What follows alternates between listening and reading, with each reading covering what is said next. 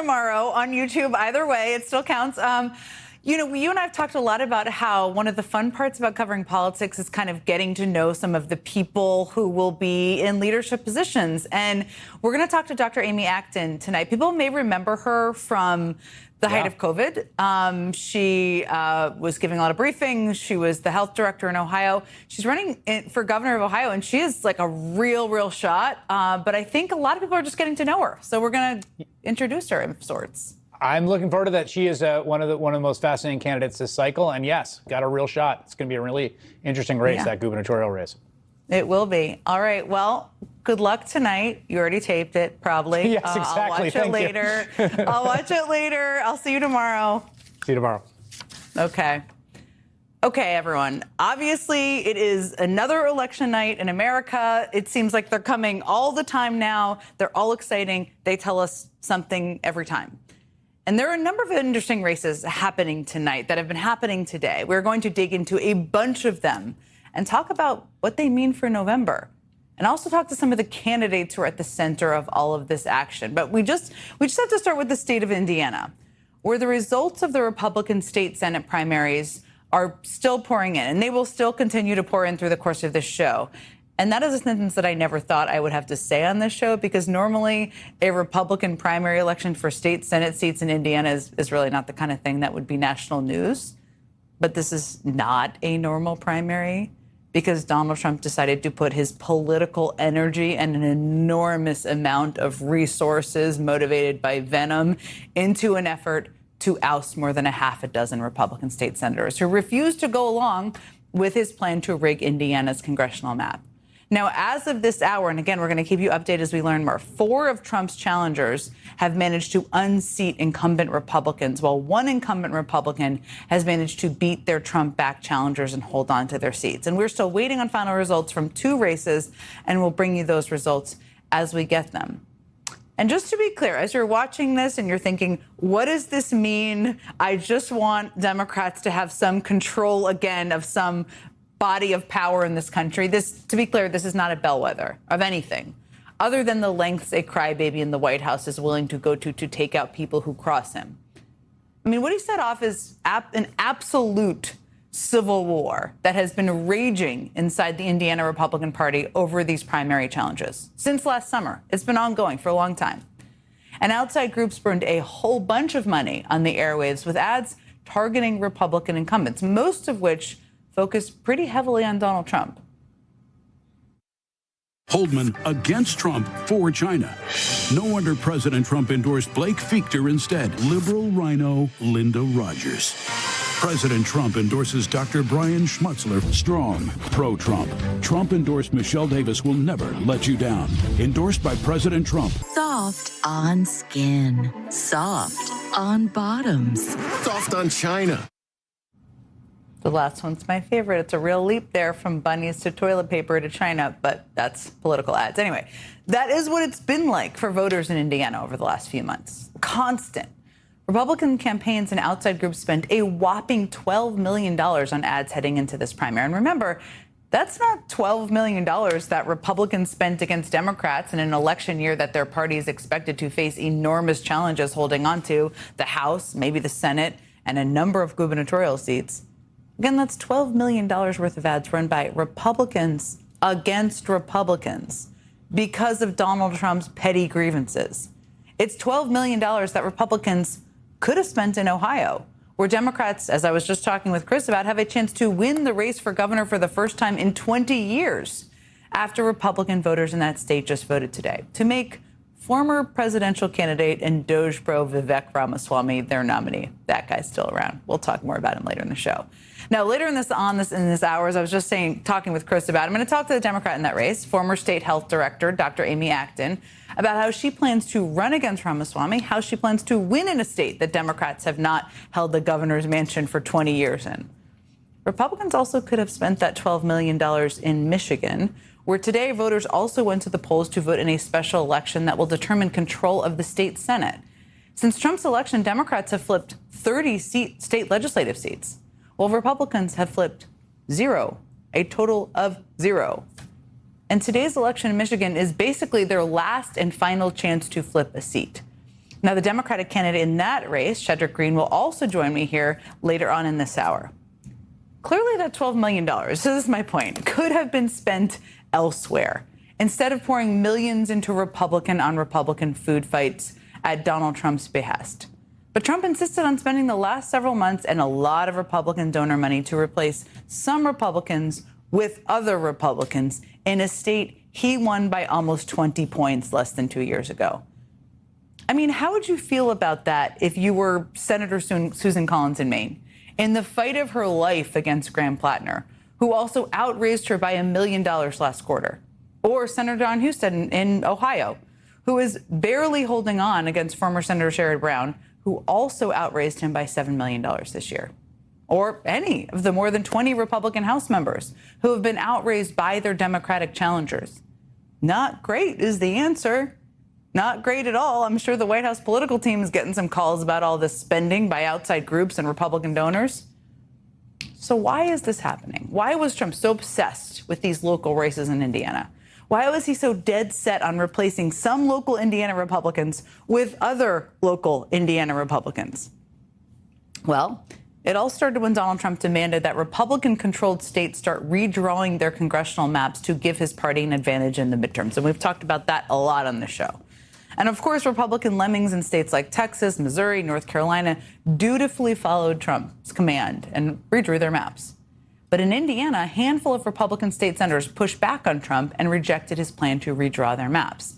And the Trump administration did everything they could to court, pressure, cajole those Indiana Republicans back towards Trump's redistricting plan in order to get them to support it. They even enticed them with an invite to the White House in hopes that they would change their mind, and then sent in their closer, the political extraordinaire that he is, J.D. Vance, to the state twice, to try to seal the deal. But it didn't work. None of it worked. It was just one of many failed missions, I should note, that Trump dispatched J.D. Vance for. I mean, they also sent him, remember, to Greenland as part of Trump's failed plan to take over that territory, to Hungary to stump for Viktor Orban's failed re-election campaign, and, of course, to Pakistan for Trump's failed effort to end the war in Iran. So far, J.D. Vance has failed every single one of his globe-trotting assignments. We did a handy-dandy little map there for you on the screen. And today, when J.D. Vance traveled to his home state of Ohio to vote in today's primary election, he notably did not stick around to campaign for any of the Republican candidates there. He did head to campaign in Iowa, though, today, and here's how that went. Now, when I see Iowa farmers who need to get that E15 to market, what is Zach, you're going to have to help me out with her name here. I lost my page here. Okay. All right. Okay, there we go. Sarah Trone Garriott. There he is. I'm on the wrong page here. You know, when you're growing up and there's a part of a movie that comes on that's super awkward, you put your head under the pillow, it's kind of like that. I mean, that guy is the White House's political secret weapon, everyone. That guy. Look, these guys are flailing. They're as unpopular as they've ever been. And when you look at what they're doing, when you look really, really closely, what do you see? You see a petty revenge campaign against some local Republican lawmakers in Indiana because they wouldn't help Donald Trump rig an election, a prosecution of James Comey over some seashells, a nonstop fascination and an ever-growing price tag to a ballroom that no one asked for. None of the stuff they are doing is any way connected to what a huge majority of people in this country actually care about. And look, no matter how the vote in Indiana shakes out tonight in each of these races, Trump will almost certainly claim the results are a big, huge show of strength for him and his administration. But the reality is he's never been weaker, even within his own party. I mean, he and his allies had to spend a ridiculous amount of money in a state he won by almost 20 points just to get a sliver of his base in one bright red state again to come out and support his agenda. And every day we get more and more evidence that Trump's agenda is losing Republican support outside of the MAGA base. Trump angered members of his own party by mishandling the release of the Epstein files, an issue Trump blundered so badly that a majority of Republicans now say they think this government is hiding something. Look at those numbers. Trump launched a disastrous war in Iran, a war that is so unpopular that only 46% of Republicans think the operation has been successful. Trump's war drove up gas prices so fast and so high that even a majority of Republicans now say Trump is to blame. Trump is insistent on punishing Republicans who cross him because he knows that if he doesn't, they will have every incentive to turn on him in order to save themselves. Let's not forget that the entire reason today's contested primary is even happening is because Trump is scared of losing the midterms. So scared that he demanded Republicans rig their maps to engineer their victory. Here was former Transportation Secretary and Indiana native Pete Buttigieg on that very point at a rally in Indianapolis just last year. We are here because Indiana Republicans are being pressured by Washington Republicans to do something that they know in their hearts is wrong.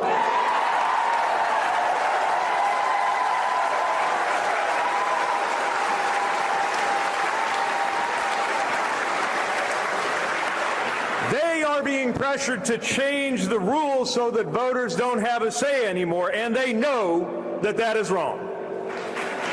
And we know why they're doing it, which is because the agenda of Washington Republicans is so unpopular that even here in Indiana, they are afraid of losing if they have to run on a fair map. That was back in September. And joining me now is former Transportation Secretary and former Mayor of South Bend, Indiana, Pete Buttigieg. I mean, first of all, it's great to see you. You are from Indiana. It's great to see you. I just played that clip of you calling out what the Trump administration was up to way back in September. This has been going on that long. I think it's important for people to remember. And now 5 Trump-backed candidates have now won their races. One incumbent has hung on. One is still in the air. I wonder what you make of the results tonight. And more importantly, I wonder how you think about the significance of really what we've seen over the last several months in Indiana. Well, it was striking to see just how much money the Republican Party had to put into Indiana, millions and millions of dollars, against Republicans just to police the boundaries of their own coalition, because a number of them blew off President Trump and blew off J.D. Vance for the reasons that as we described in that rally, had to do with them knowing that they were being pressured to do something wrong. I think the biggest difference between what it felt like back in September and now is that it's not just a series of unpopular policies. That's been true the whole time. Most Americans disagree with the Republican agenda in Congress of cutting taxes for the wealthy and cutting services for the rest of us. But what's really mounted now is how much the results are also failing. We've lived with the price of the tariffs, and now we've also lived with the fact that they failed to restore manufacturing jobs in the country. We have now been living with the consequences of this Iran war and living with the increased price in everything from mortgage rates going up to diesel, where I live in Michigan, hitting an all-time high. All is a direct consequence of the White House and congressional Republicans. So, that dynamic continues, and it's why in a season when they should be doing everything they can to beat Democrats, they instead had to deploy millions of dollars just to beat existing Republicans and replace them with other Republicans, all because the president was mad at them. Yeah, it's like, congratulations on your $12 million you spent to replace some Republicans with other Republicans. Good job when you're at risk of losing the House, the Senate, and gubernatorial seats. Let me ask you something.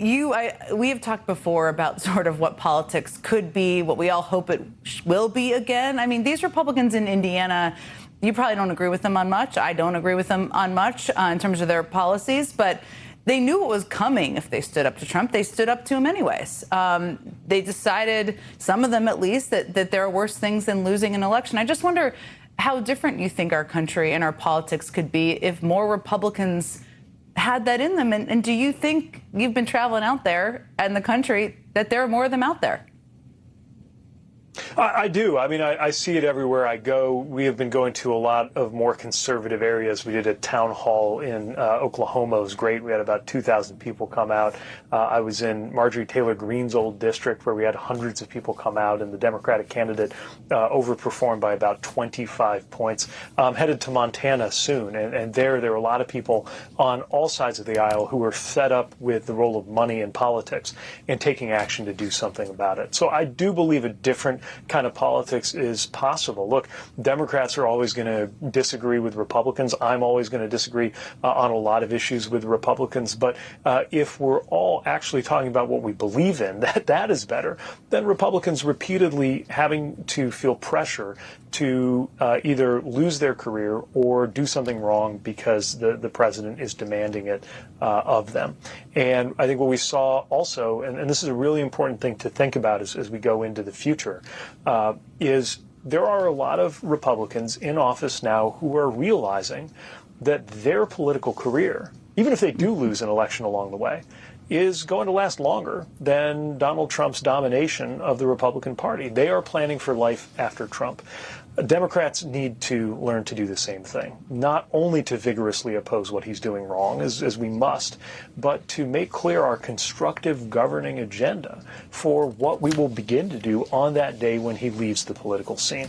And if people feel what we are seeking to do, to lower their health care costs, to lower the cost of groceries, to make sure that you can actually afford to raise a family and buy a home in this country, I think that's how we can build a durable majority in a country where people already largely agree with us on issues from taxes to choice, but where they need to see that we're also prepared to deliver.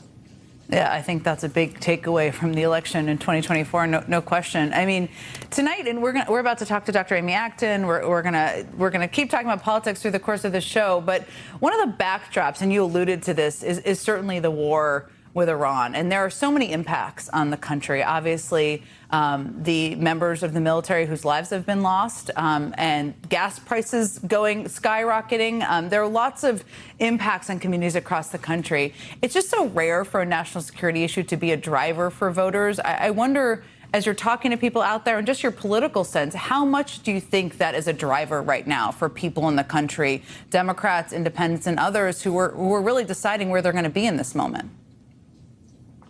Well, the reason I think this is driving so much right now is because the Iran war is affecting Americans' everyday life, and people know it. This is not just a matter of agreeing or disagreeing about some academic question of foreign policy that only affects people in a far-off land. This is something that has come home to us in the most immediate way. We are paying more every day for a war that the American people didn't ask for. You add to that the fact that it's so insulting to Donald Trump's own voters who believed him when he said he would keep us out of wars, and to veterans who have put their lives on the line for this country. And I think that's also a reason why you're seeing a lot of extraordinary results for people who have served. Shedrick Green is performing very well. The numbers are coming in as we speak in Michigan. I had the privilege of campaigning with him, going door to door in Michigan and in the community of Midland. From what we can tell, there's been a dramatic swing toward Democrats in that district. Now, that's for the Michigan State Senate. It's not that people, I think, expect the Michigan State Senate to be voting on matters of war and peace. It's this expectation that we look for leaders who will do right by us, and that includes leaders who've served themselves. We're going to talk to him at the end of the show. That's quite a tee-up for him as well. So we'll talk to him in a little bit. I don't know if you've noticed this. I'm betting you have. But the default defense from these guys is in the Trump administration, others 18 months into their administration, seems to be to blame Joe Biden and the Biden administration, from inflation numbers to gas prices to an airline going under. They just want to blame the administration you and I both worked in. I think so, because they don't want to acknowledge their policies are doing the damage. To me, it's pretty pathetic. But what do you think it tells us about them? Well, it's an extraordinary show of weakness to see the Trump administration, when you have something like Spirit Airlines, for example, going out of business because of jet fuel prices going through the roof because of the war in Iran, and they've made very clear that that's why that airline went under. To have the Trump administration desperately trying to say, oh, no, this is actually because 3 years ago the Biden administration got involved in an antitrust case involving the airline, when everybody can see that what is happening is a direct consequence of the unnecessary, unpopular, and unsuccessful policies of the Trump administration. Look, when you are this deep into your second year, if your reflex is to still be trying to blame the previous administration, it really shows that you are out of ideas, out of solutions, and unwilling to take ownership of your own choices like this Iran war that has cost so much already in this country and beyond. You mentioned, and I think this is so important, Democrats have to talk about what they're for and the contrast. And I think a lot of people are starting to do that more and more and more over the last several months. And today we learned that Republicans want to spend $1 billion in taxpayer money to fund Trump's ballroom. Which last I checked was supposed to cost $400 million in private funding, I would note. But my point is, every day we get these new headlines about new vanity projects, new ways the president and his family are enriching themselves. How much do you think that should be? Because you got to decide what you talk about right out there. How much do you think that should be a part of the conversation right now? I think our job is to connect the dots. None of these things happens in isolation. And the reason why it is so infuriating to see this administration make the choices that it's making is that it relates to what's happening every day, right? Every penny of your taxpayer money that the president tries to spend, not on security, to be clear, but on a fancy ballroom to host parties for VIPs in, is related to the dollars they are taking away from your health care.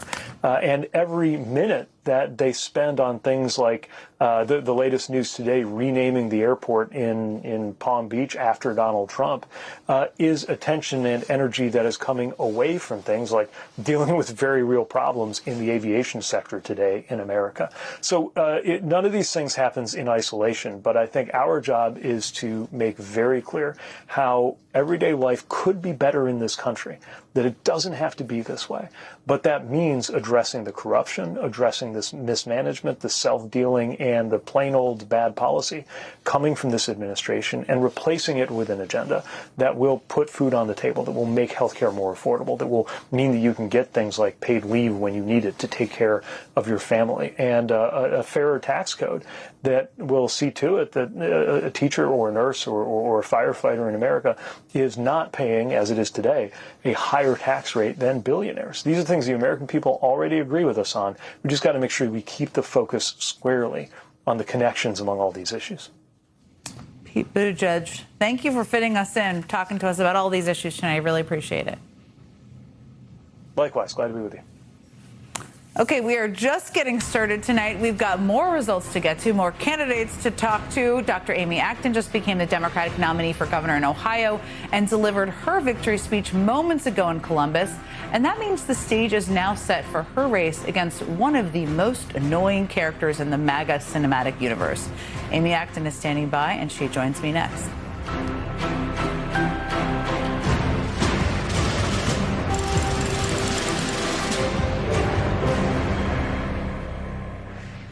Okay, you may not believe me at first when I tell you this, but you're going to want to keep a very close eye on Ohio during this year's midterm elections. And that's pretty incredible because Trump has won the state handily in all three of his presidential campaigns, including in 2024 when he won by roughly 11 percentage points. But 2026 could be a very different election year in Ohio. Just a year and a half after winning the state by double digits, Trump's approval rating among Ohio voters is now underwater. And the two biggest statewide races this election cycle are in a dead heat. Both of them are. In the governor's race, Republican candidate Vivek Ramaswamy holds just a single-point edge over Democratic candidate Amy Acton, which is well within the margin of error. It's basically tied.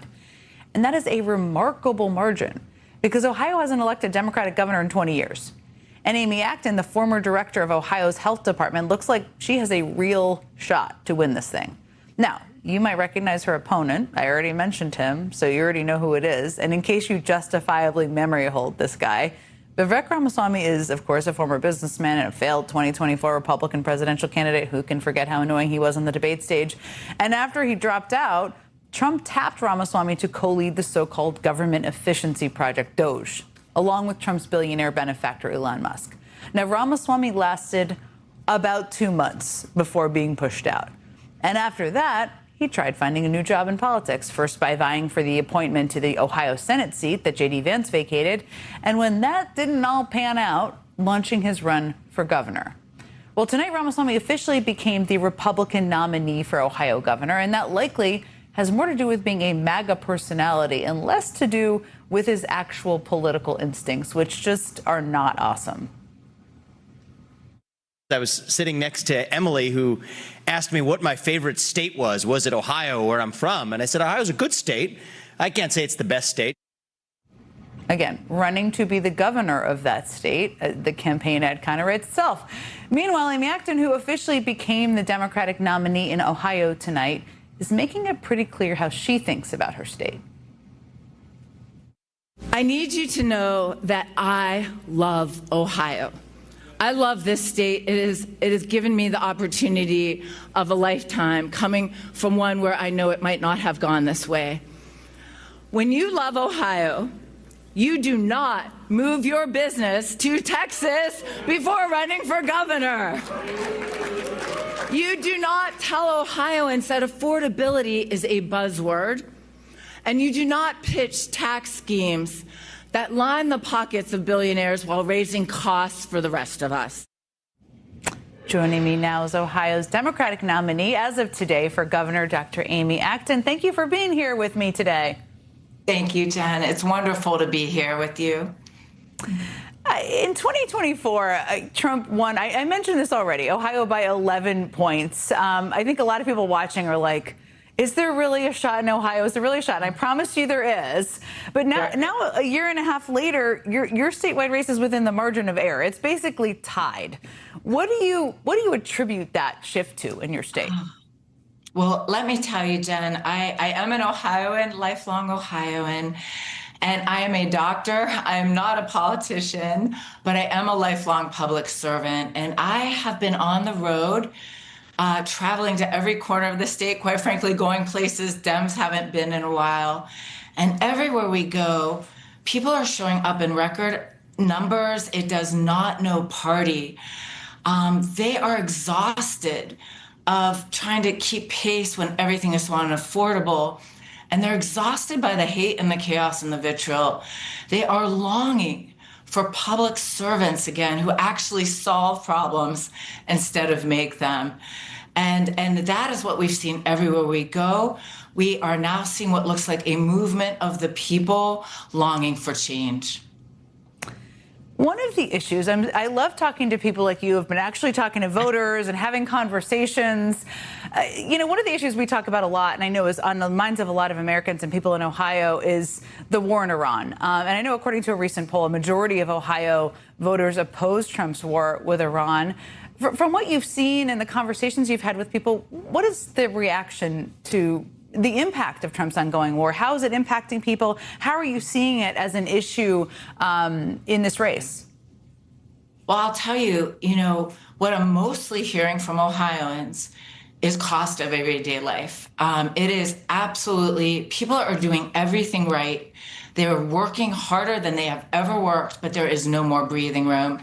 It's the cost of housing and rent, 50% of most Ohioans' income. It is healthcare costs in a big way. We're seeing a lot of medical debt. We're seeing a lot of folks not even having access to healthcare. Our educational programs are under attack. Our electric bills are up. Our property taxes are going up. And our childcare is unaffordable.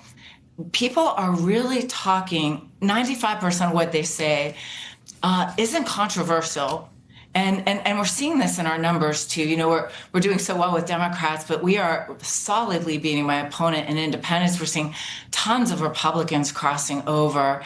People are longing for us to get back to the work of everyday life. So that's actually what I hear about. I mentioned it before, but it seems like the biggest thing your opponent, Vivek Ramaswamy, is going for him is that he has a recognizable name among Republicans. But as I said, he doesn't seem to be exactly a political savant out there. He's frequently, not just the clip I showed, he's frequently floated ideas like a 365-day school year for kids and Medicaid and Medicare. He said Medicaid and Medicare are a mistake. That said, money and recognition are likely to make him formidable. This is a state Trump won by a lot less than 2 years ago.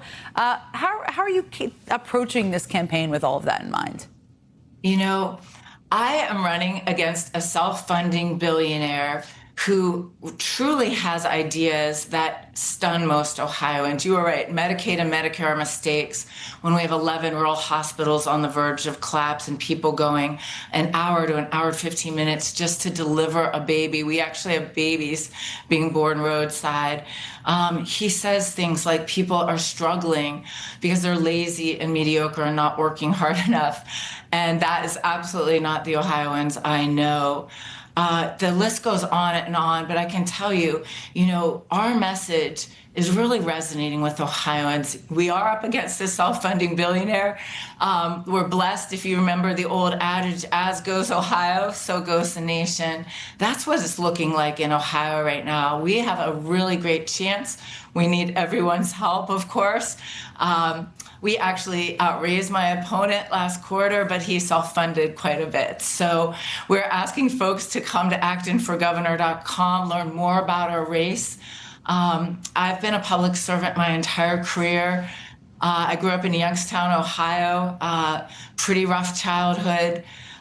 It actually was what drew me to become a doctor and a physician, and has what's drawn me to be in this race.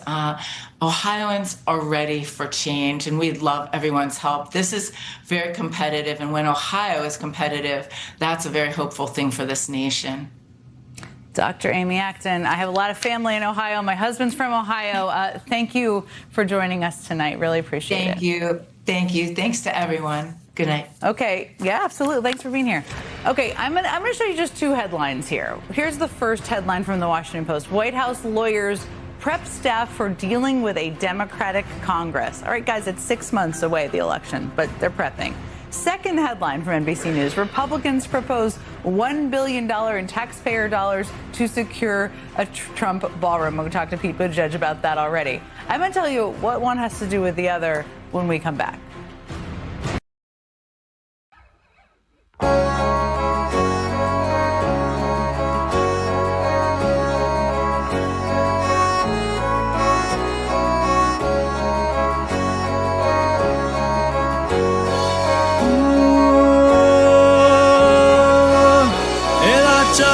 Shikara संबरी जीरी मुरी दा संगते बेलिरिंद पुटरे पल्ला मनाजीर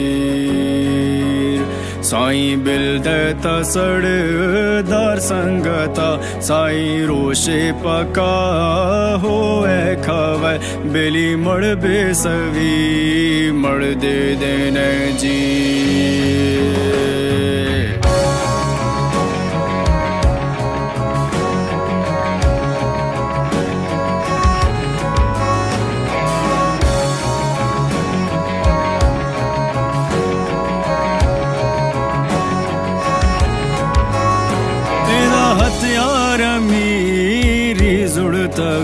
एदा bore बारगे सिंगार तगा बेली दे मखनो धीरे दे हाजी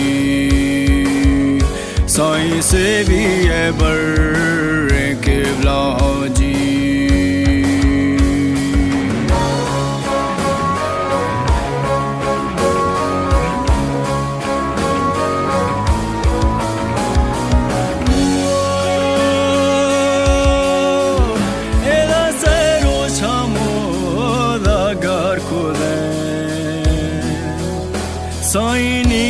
शिकारा गढ़तगो बेली राजा के मार तुन्ना जादानी साई मीरचा करो सड़दार मनी साई आफा मथा डोला बरो बेली गोश्ता मुरी दे पुल गोदानी साई मीरचा करो सड़दार मनी एदा मंगो थई मंगारवा साई तक गुड़ दे हानिया बरानी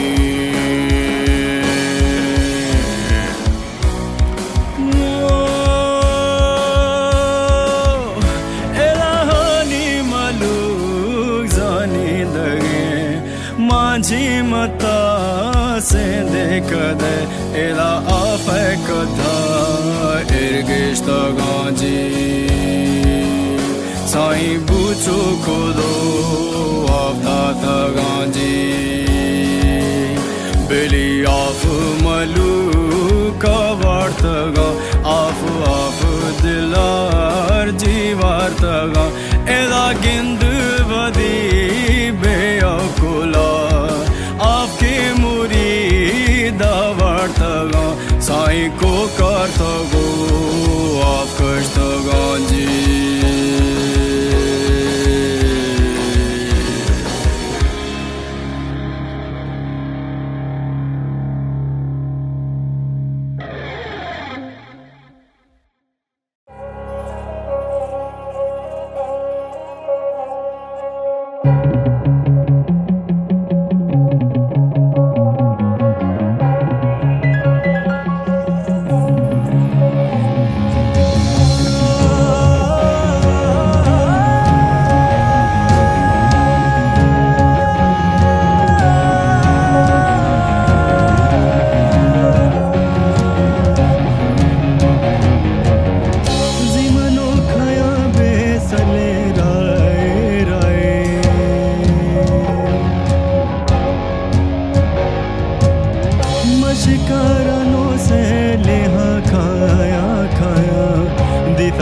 सर्वाने मजा शाहे शाहे दस्त तीर दाना जदा जल्दी जल्दी तीन आँखों के तल मले टेके टेके शपुरंगाज मोर वदरे होशे होशे गड़तगा मले सा जले रंदानी जीवात है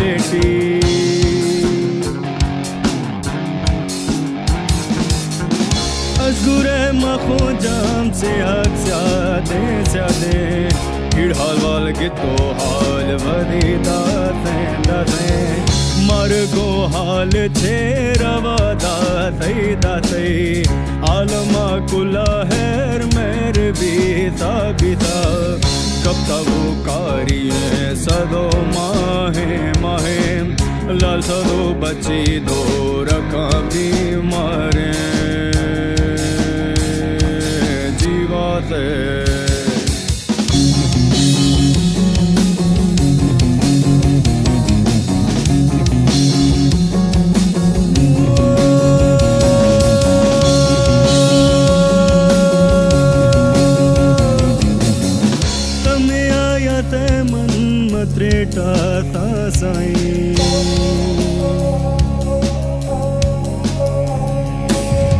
दिलमनी सुहाजे झवे नोखे नोखे ढडर आवी तो जगर स्याहे स्याहे दकुड़ी यानो सोख्तगा पानात पानात आसदा चोटिया खड़ो बीता बीता मेहड़ा यलट्टे खाना पीरई पीरई गोरमा सगिस गोख पीरई ने जीवाते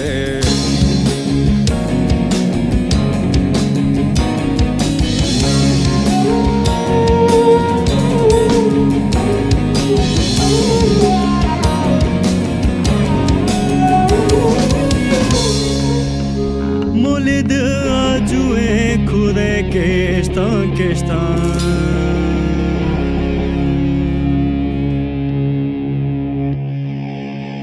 मनदा जाने हर शशे हत्यार हत्यार जन गोतेगा चौटवी काटार काटार मलगो मोची रखतगी संजा संजा काटुश खैराता न हो से तायरा इकुले दरगाह कबूल बिया बिया मवदी दोस्ता सर जो